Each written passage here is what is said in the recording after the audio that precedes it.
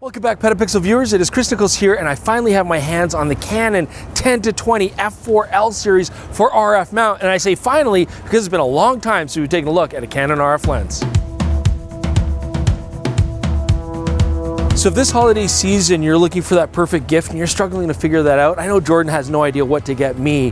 Why not get somebody some pre-owned gear from KEH? They're our preferred used equipment partner. You see, getting somebody pre-loved camera gear, it's not only a great gift, maybe for yourself or for somebody that you care about, but also for the planet. And you get peace of mind because you know that KEH's experts have looked over all the gear, you know that it's working, and it's backed by their excellent 180-day warranty. And if you do buy something for somebody and it's just not really their thing, there's also a generous 21-day return policy. So whether you want to choose that perfect holiday gift yourself, or if you want to give them the freedom to choose their own dream gift with a KEH e-gift card, KEH.com is the place to do it. Tell Jordan as well in the comments to buy me something from KEH. The link's in the description below so even he could find it. So the Canon 10-20 RF mount lens, it's an f4, quite compact. We'll talk about it just a bit, but this really covers your incredibly extreme ultra-wide kind of ranges. This is the first one that we have that autofocuses for RF mount, and I want to test it today, not so much doing landscapes, but really more exploring urban environments, some interiors of buildings, so let's get to it.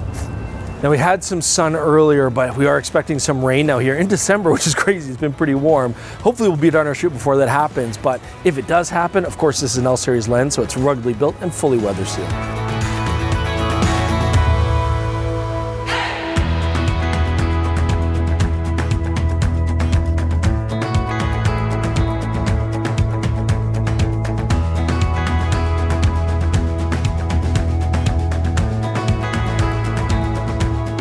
Okay, Jordan, I'm gonna go take some pictures in the library, but ironically I can shoot, but you can't, so I'll be back.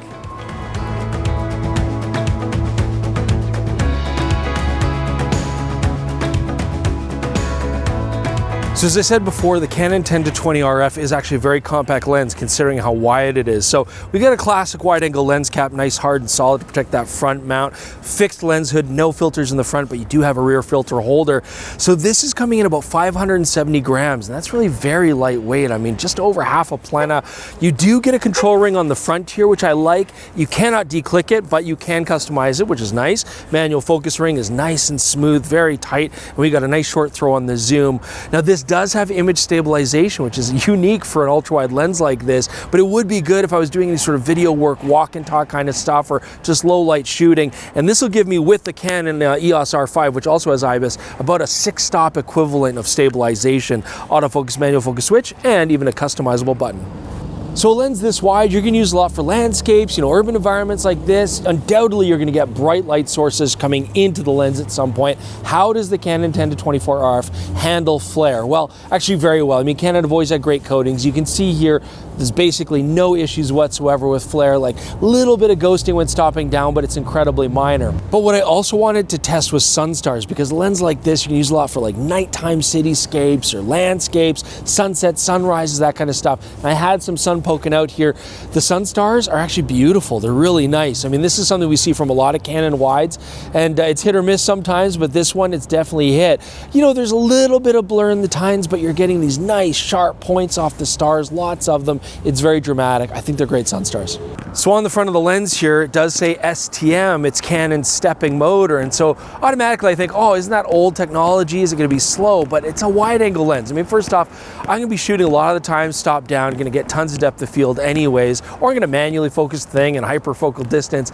And even then, I tested the autofocus anyways, and the stepping motor is doing a great job. You can see it's silent and it's actually very snappy. The fact is there's just not that much glass to move, and so I don't think you'll have any issues autofocusing this lens, even in quick situations on the street.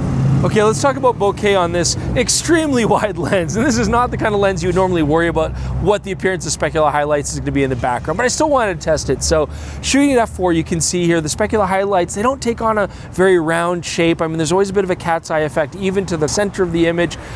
Stopping down doesn't get much rounder, honestly. That's okay though, because keep in mind that they're very small in the frame. You're not really gonna notice that irregular shape. There's no onion rings or anything. It's very clean. And I think the key thing here is they're maybe not going for rounded shapes as much because they really want to get better sunstars. I think that's a more important use of how they design the aperture in this lens. But what is indicative of many Canon L series lenses is beautiful transition of focus from in focus to out of focus.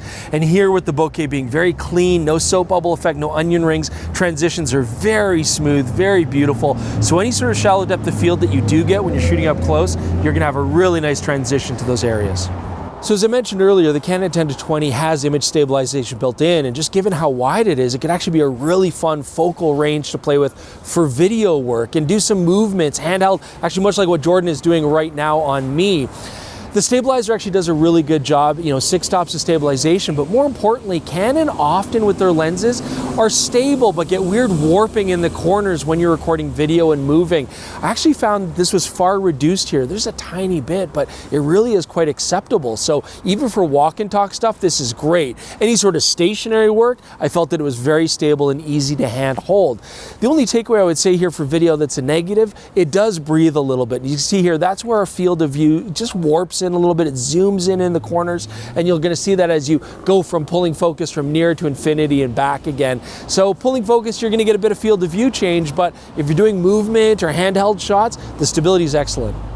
Okay, but is this lens sharp? Well, as an L series, it should be. So let's take a look here at our test charts. First looking at 10mm in the center, shooting wide open at f4. Actually, really good sharpness. I was very pleased with this. Stopping down, I didn't really see much improvement. When we go to the corners, these are quite consistent as well. There is some benefit going from f4 to f8, as you can see here. It sharpens up those corners a little bit nicer, but I was pleased with how consistent the performance was across the whole board.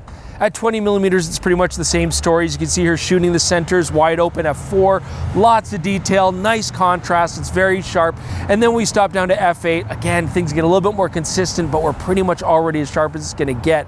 The corners here wide open at f4, again, I think actually slightly better than at 10mm, nice and clear. And when we stop down to f8, it gets better. So I think for most landscape situations where I'm worried about getting sharpness right across the frame, I would stop down when I can, but shooting wide open at f4, as long as I'm not worried about exact corner sharpness, I'm still gonna get really nice results.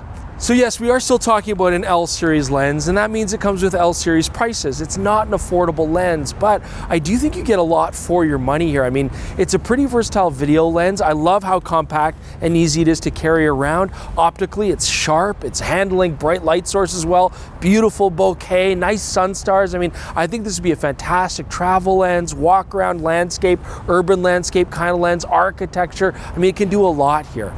And even in the end, as pricey as this lens is, it's still cheaper than getting an 11-24 EF lens and using an adapter, and it's a lot more compact as well. So hope you guys enjoyed a little review of the Canon 10-20. I'm sorry it took us so long to get to it, but we finally got there. Leave us your comments below, let us know what you think. Subscribe to the channel if you haven't already, we'd appreciate that. And listen to the podcast. We cover a lot of interesting topics there, and you can see it on this exact same channel or all your favorite podcasting apps. Thanks so much for joining us today. We'll see you soon with more on PetaPixel.